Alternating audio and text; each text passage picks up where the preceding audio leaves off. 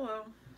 I haven't made a video in a while, but I decided to do one today because it's something I've been thinking about for a while, kind of reflecting back on my childhood and my parents' marriage and my dad being an alcoholic and how like where that really fits in my mother's whole narrative. And how, I guess what brought it up, I was watching an Ollie Matthews video, and someone had written in and said that the only time he seemed to have catch a break was when his parents were fighting. And Ollie kind of agreed, like, oh yeah, well that was me too. I actually used to like, when Drunky and Meet Normus fought, because he'd get a break, I guess, because then neither of them would pick on him, kind of a thing. And it kind of brought up what I've been thinking about for a while. Was, I'd say, I don't want to say it was the worst time period, because there were a lot of time periods with my mother that were really bad. But I'd say the worst up until that point was my early teens, like 13, 14 years old. And this is because it wasn't until that point that I realized that my mother had hated me my entire life. And I think the reason it took that long was because my father was in the picture as sort of a buffer or a cover-up, I guess. And this wasn't a conscious thing. I don't think my mother consciously set out, like, oh, I'm gonna look for a drunk to marry so that I can look like the victim and everyone could kiss my ass and say how great I am. Like, I don't think that was a conscious decision. But what pisses me off, and how the reason that I had to cut out I had to just sort of withdraw from a lot of family members and a lot of my mom's friends and even just people from my past in general, was because they all believe my mother's narrative of the situation to be 100% correct, no question. My mother walks on water, she could do no wrong, she's mother of the year, she's such a victim, such a martyr. Everyone just believes her narrative with no questions, and, my father is easy to dismiss because he's got addiction issues, but even when I would say something, or if I'd be visibly upset because of something my mother did, I was always gaslighted by them, too, and made out to be mentally ill. Which is why I just have no patience anymore, and I had to just kind of disband myself from everybody, but, it is what it is. And it's ironic, because a lot of people, like, they think they know me, but they don't. I don't know, I guess because I'm good at spotting narcs in general, and the holes in their logic and their bullshit stories.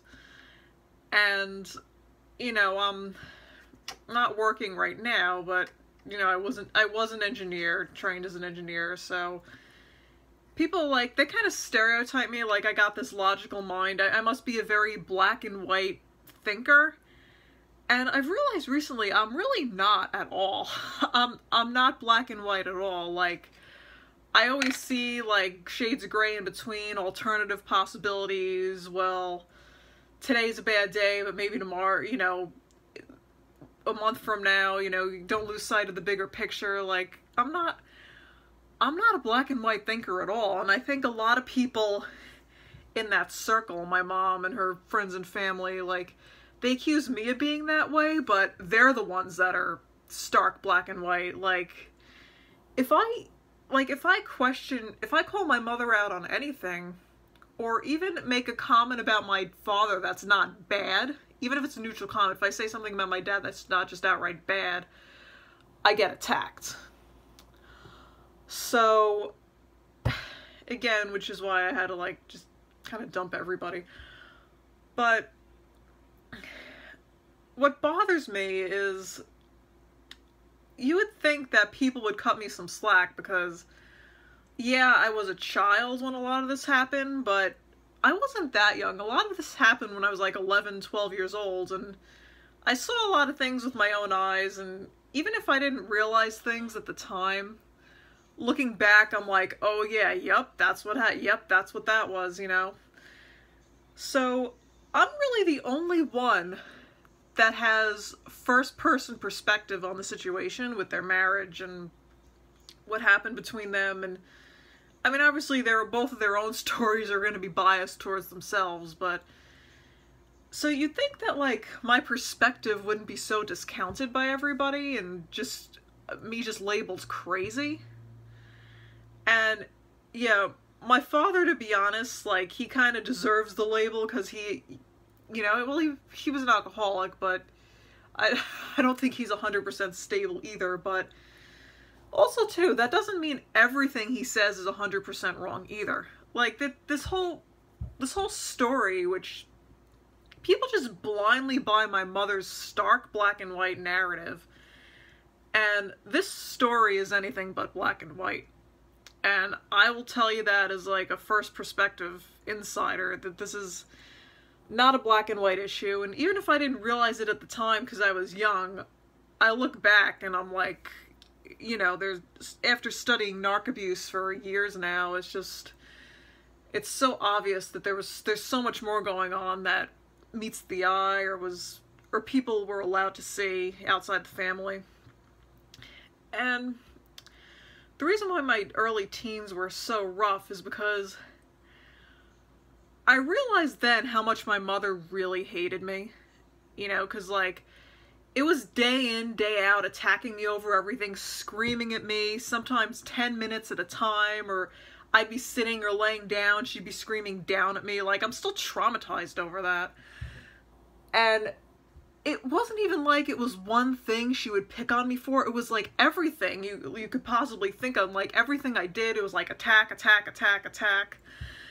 You know, and it's like, I couldn't get away from it, and she was working in my school, so she'd be like, oh, well, your teacher said this, and, you know, she told me this, and I saw you talking to this person, and it was just like, I couldn't get away from the abuse. It was chronic.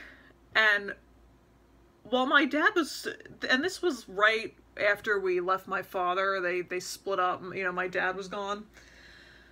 And before my dad left, it never used to be like that. And it was obvious my mother hated me my whole life. It wasn't like a new thing because she'd been trying to take me to therapists or psychiatrists at that now, like, to try to figure out what was wrong with me. And she was using stuff against me, like, from everything going back to being born prematurely to things I did when I was 5 that were abnormal or delayed, or something that happened in 3rd grade, or... So it was really obvious that this wasn't a new thing. She had hated me all along and seen me as somehow defective. But she didn't act on it as much earlier on because she was distracted with him. Not because she's obviously hated me my whole life, but she was so distracted with him that she couldn't focus on destroying me as much before that. So I remember, you know, my dad, I was like 10 or 11, my dad lost his job. And he was home a lot. And, you know, he was like, his alcoholism was really bad. And I'd see her screaming at him, belittling him. And I didn't question it because I was like, well, yeah, he's a drunk. You know, I was pissed at him too. I'd be like, well, I understand why she's pissed. So I never questioned it. I'm like, oh yeah, well, he's a drunk. You know, if she's yelling at him, there's a reason.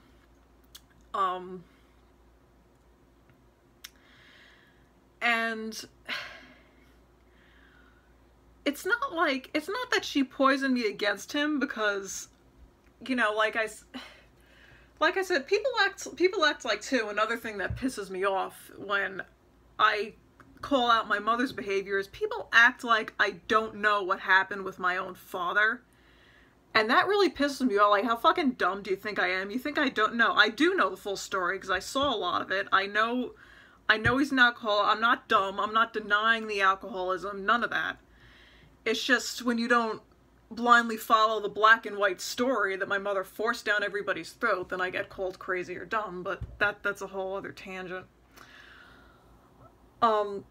Yeah, so she'd berate him and be on, like, kind of like, be really, actually verbally abusive towards him, but I didn't question it because I thought, oh, well, he deserves it anyway. And it's not that she turned me against him, because like I said, I was pissed at him anyway, but I think, looking back, she saw that, you know, because my father and I, when I was really little, like, we were really, really close. Like, I was like his little mini-me. And I think I got along better with him than my mother, and I think this really, like, made her angry to no end. So then, when he and I started having issues, and he was drinking, and I didn't really want much to do with him, not that she caused that, because that was the drinking, but I think she reveled in it, and she kind of took it and ran with it as far as she could. And she started, like, it wasn't just, like, trying to protect me. It was a lot more than that. It was, like, not just like, oh, don't go near him, he's drinking. Like, it would be, like, mocking him to me. Like, she was, like he was her little brother, and she was, like, bullying him. And, again, there's a lot of gray area in this story. Like, yeah, you want to, if there's an alcoholic in the family, you need to talk about it among family members, but this was different. It was like, she took advantage of the fact that I lost my relationship with my dad and tried to get me, like, on her side as, like, a mean girl lackey. And looking back, I realized that that's exactly what happened, and it infuriates me. And I think part of the reason it pisses me off, too, is because then, as soon as she got rid of him, which he really at that time was like her primary scapegoat, which is what she needs in her life, that once he was out of the picture, she actually turned it all on me, and it actually got worse for me. So, looking back, I'm kind of questioning, like, a lot of her behavior towards him, and then towards me, claiming she was stressed because he was drunk, and he left her with no money. Like, I'm thinking, that's never really what it was about. And true, did she not have money? Yes, that was true, but she didn't have any more money when he was living there. You know what I mean? If anything, she would have been more stressed because she didn't have any money, and he was drinking, not working. If anything, she would have been more stressed with him there. So why turn on me that hard and that severe when we got rid of him? It doesn't make any sense. The real reason is because she lost her primary whipping boy. That's it. And whether it's me or it's him, she needs a scapegoat. And I think that's what all this comes down to.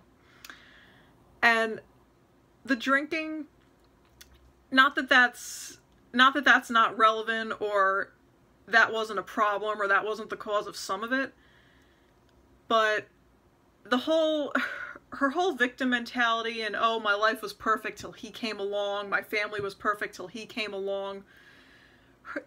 Him being an alcoholic is not the cause of any of that. It's been used as a cover the entire time. I know for some people that doesn't make any sense, but, and I'm not saying she set out to marry an alcoholic, but once he got really bad in the addiction, and she was like, oh, victim, woe was me, you know, that's only half the story. She still to this day benefits from his addiction. I'm sorry, like, that's, and I can't say that anywhere else, so I'm gonna say it here. You know, maybe she doesn't benefit financially or anything like that, but as far as people thinking she's Mother of the Year and this, like, this poor martyr victim and the best mother because of what she had to go through, and allowing me to have to suffer in silence for decades, and have everyone see me as the crazy and damaged one. And then it's ironic too, because, like, then, because she's so perfect, then if I have issues, people, oh, it must be genetic because of the crazy father. It's like, no, it's your fucking sister and your fucking best friend who you think walks across the water, but whatever. And part of my father's issues, yeah, you know, he probably does have some organic mental issues, I'm not denying that, but if she could do the damage that she did to her own daughter, he, you know, he would have probably been an alcoholic no matter what, but I've said this before, if he would have been an alcoholic anyway, but she made him worse. And I've been saying that for years, and I'm probably never going to change my mind, so. Anyway, it probably sounds like a rant that didn't make a lot of sense, but I just need to get it off my chest because I'm so sick of, I mean, I can't really say I'm not really dealing with it now because I haven't been in contact with a lot of family members, but my whole life being gaslighted and called crazy over a story that I know more about than anybody else, that I've seen more than anybody else, and I get like, oh, poor little crazy girl, you know, because I dare call something out for the truth or what it is. And again, like, all the black and white blind followers, they'll be like, oh, well, you're letting your father off the hook, or you're denying the addiction. Bullshit. Bullshit. Like I said, none of this is black and white at all. There's a million shades of gray. I know he's an alcoholic. I saw it in front of, you know, I saw his behavior. And I'm not saying we should have stayed with him by any means. It's just all her issues that she couldn't take out on him anymore, I became the garbage pail for. And I'm supposed to sit there and grin and bear it for decades? Like, really? And it really pisses me off too, because it's decades now that he's gone. 1997 we left him. And people are still blindly just buying this bullshit narrative from her. And, you know, excusing her behavior because of things he did in 1987 or 1993. It's like, do people even listen to yourselves?